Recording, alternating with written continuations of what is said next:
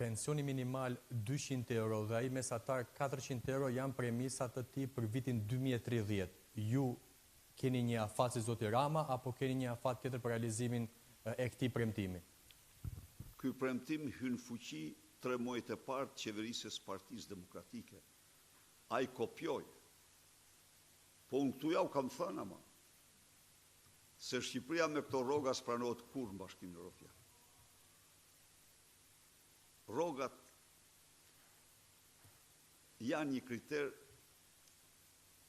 shumë qendror, i pashpallur, por qendror. Dhe ky e frenoi rritjen e rrogave. Ne me trendin e rritjes rrogave po plotësonim këtë kriter dhe miqtë e mi në komision dhe jashtë e kishin pëlqyer shumë këtë, se kjo është një pengesë sikur të mos kesh asgjë tjetër, po i pan rrogat kaq të ulta lethu. Lërse do vinë të gjithë tek ne. Prandaj dhe ne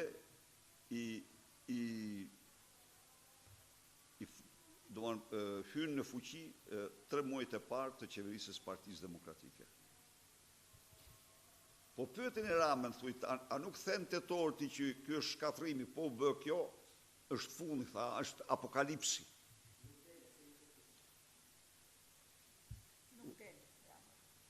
Jo, nuk del, nuk del absolutisht. E ka marrë me...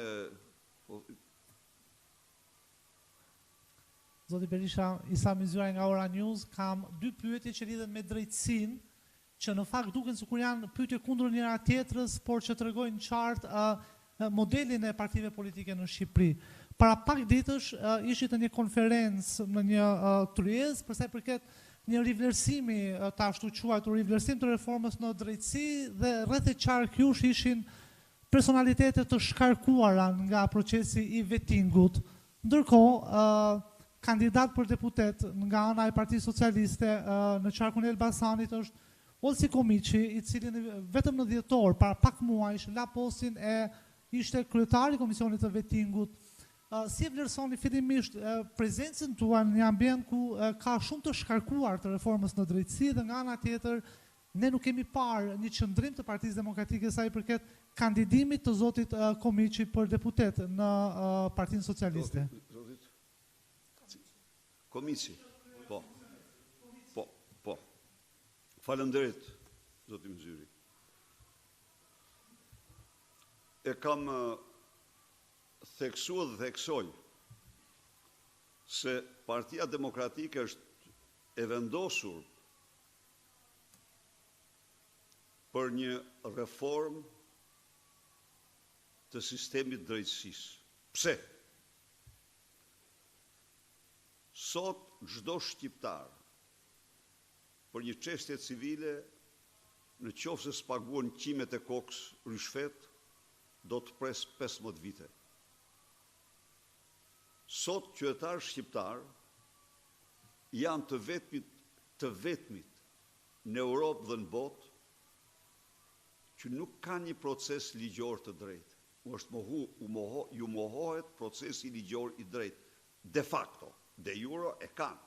De facto nuk kanë proces ligjor. Të lësh vendin tanë, të lësh qytetarët tu pa një proces ligjor të drejtë,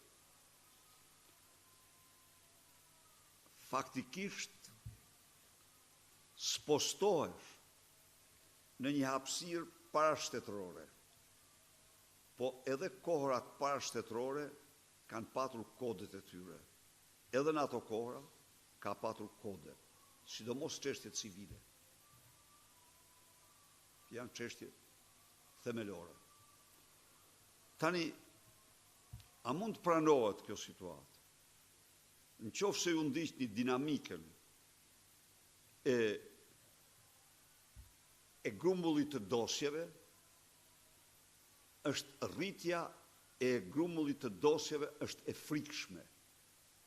Pra, ka qenë 132.000 para madje edhe 120.000 para 3-4 vitesh dhe këto 3-4 vite që funksiononin tërë sistemi, u rikthyen gjykata e lartë dhe kushtetues, këto 4 vite ka arrit në 150.000. Gjykata administrative që ishte një risi e reformës që bëm në sistemin e drejtësisë, është përgjysmuar në kapacitete dhe ajo faktikisht është në vendimet e saj duhet presish vite e stër vite, përveç kësaj, siç dëshmuan përfaqësuesit e dhomave të biznesit, vendimet janë në tërësi të gjitha në favor të qeverisë.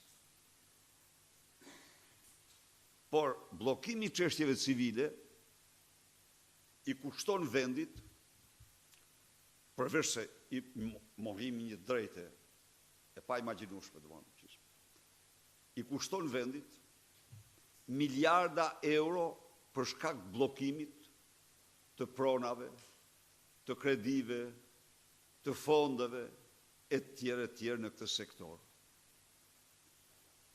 Bllokimi i çështjeve civile e bën Shqipërinë absolutisht vendin më të papërshtatshëm në botë për investime të huaja. Nuk ka investitor që mund të vi në këtë sistem drejtësie pasi ti ke zhdukur atë që quhet siguri ligjore. Po s'ka proces, nuk ka siguri ligjore. Atëherë ti detyrohesh të firmosish me të huajt se do njoh autoritetin ligjor të këtij vendi apo atij vendi. Ta ekstra territorializosh procesin. Por ndryshe ai nuk vjen. Jo. Nuk vjen. Dhe ka shumë të drejtë. Dhe ti s'mund t'i thush jo. Pra, a mund të pranohet kjo? Se unë besoj se këto sirena bien për çdo qytetar, pavarësisht se një pakicë e qytetarëve kanë punë me sistemin e drejtësisë, po ai është i të gjithëve. Së dyti, prit se jemi tek probleme shumë të rënda, shumë serioze. Marrim lam krejtësisht karakterin politik, po marrim thjesht strukturën, funksionimin. Ky është sistemi vetëm në botë që nuk ka ekzistuar as në diktaturën komuniste i tillë, në të cilën prokurori që harton dosjen survejon me ligj gjykatësin që do shqyrtoj dosjen. E regjistron telefonin e tij dhe pastaj merr vendime mbi të. Një regjistrim në telefonit. Apo informacione të tjera që mund të marrë. Tani, më thujti mua, ka drejtësi ma këtu? Tu s'ka gjykatës më. Këtu de facto gjykatësi është bërë me 4 mbiemra Irena Gjok. Po qytetarët i duhet gjykatës. Dhe kjo nuk mund të vazhdoj. Nuk mundet. Çdo vend duhet të ketë gjykatësi. Dhe jo afërmendshin, që thot se gjykatësi bën ato që themi. E pa jashtë çdo lloj standardi, kjo nuk mund të vazhdoj. Kjo nuk mund të vazhdoj.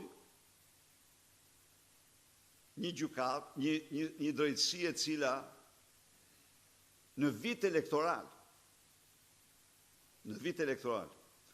pasi ka guximin të amnistoj krime monstruoze elektorale që lidhen me zyrtarët e lartë, dhe njëjtën kohë arreston vendjekje penale lider kryesor të opozitës. Këto janë ato, unë besoj se çdo forcë politike, demokratike, është e detyruar të mbrojë interesin e qytetarëve. Dhe në këtë rast, reforma është jetike, është imperative. Nuk mund të rrinë qytetar shqiptar pa të drejtë një procesi ligjor, siç është sot që duhet të presit 15 vjet. Nuk mund të kenë shqiptar një gjykatës të cilit prokurori i kontrolluar nga qeveria i kontrollon çdo gjë dhe i dikton çdo gjë. Jo, kjo është sistemi. Unë ju ftoj mediat, t'ja u thonë të vërtetën shqiptarëve.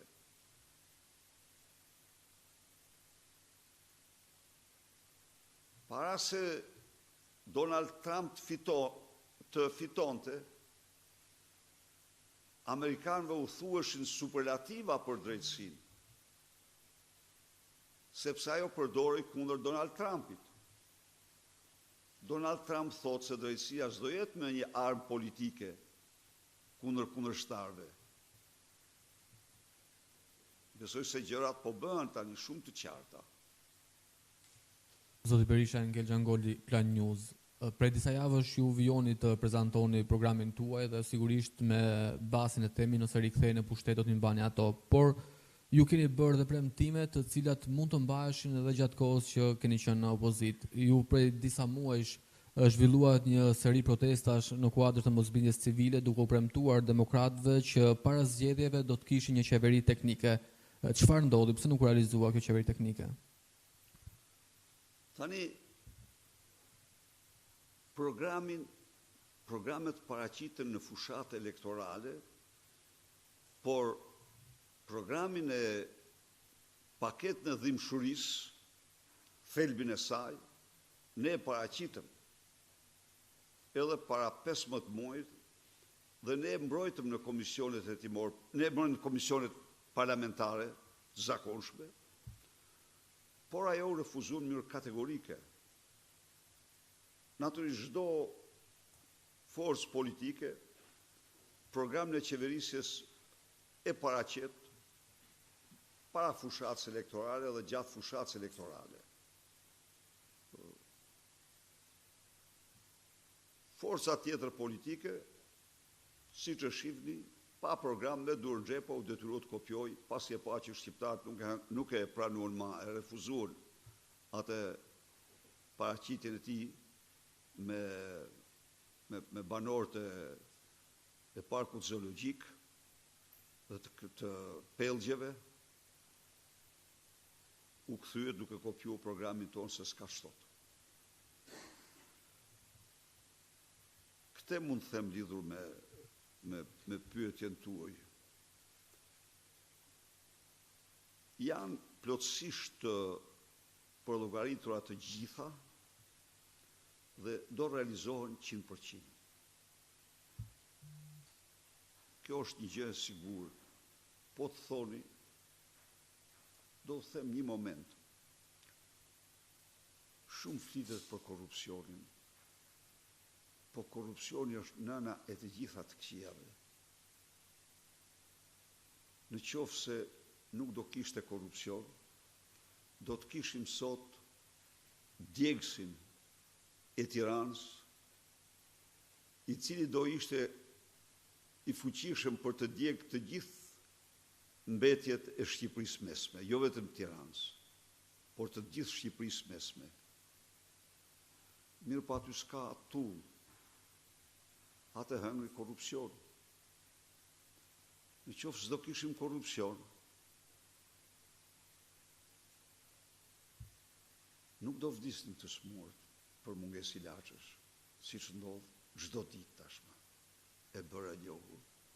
Dhe njeriu që e ka detyrë personale si kryeministër, që ato të mos mungojnë, lanë duar dhe thot, po janë krime kundër njerëzimit. Sikur ja bën opozita dhe jo ai vetë. Korrupsioni, plaçkit, grabit, parat, e atyre ilaçeve. Korrupsioni është faktor kryesor i largimit të shqiptarëve nga Shqipëria, sepse këta mbeten pensionet ulta, mbeten me rrobat ulta. Sepse nuk lejon,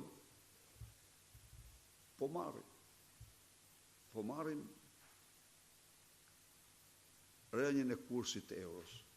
Sigurisht që arka e shtetit, buxheti i shtetit, po qoftë dhe duke marrë kredi, qoftë dhe duke marrë hua, duhet të përgjigje këtyre eksportuesve, se këta eksportuesit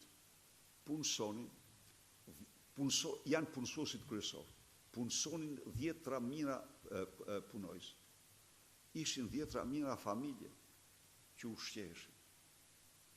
Ato njëra mas tjetrës dhe njerëzit ikin. Dhe krijoi një pasiguri të madhe në vend. Imagjino tani 100 mijëra prindër, gjyshër, gjyshe, nëna, baballar, që u largohen fëmijët e tyre.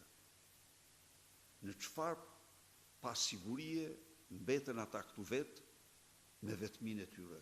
Dhe pse u ikin? U ikin sepse ata s'mund t'i mbajnë me pensionet e tyre. U ikin se ata s'kan vende punë, s'kan punë. Pra është gjithë kjo situatë e cila do të ndryshojë me shpejtësi të madhe. Ne me zero tolerancë ndaj korrupsionit, zero tolerancë ndaj krimit. Dhe ata të harrojnë se do mund të lajnë kush pare në ndërtim. Atje ku janë do i kapim të sjellim këtu. Para ligjit, siç kemi punuar ne, e kemi provuar ne atë.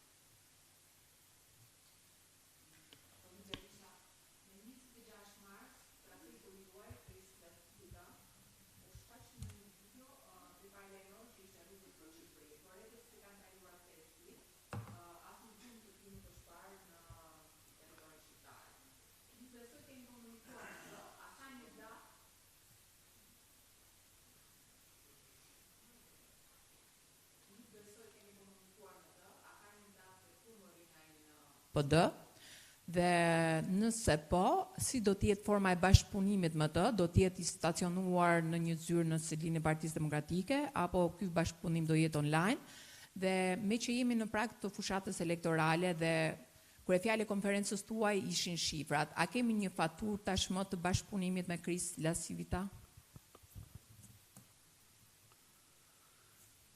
Tani, datën e ardhjes, unë ju garantoj që do vi, po e la si surprizë për Edi Ramën që t'i bjeri kokës me tovolinë kur të vi.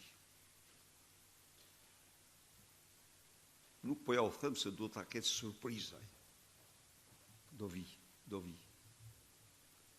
Sherif, do vi. Kris do vi. Tani, çdo gjë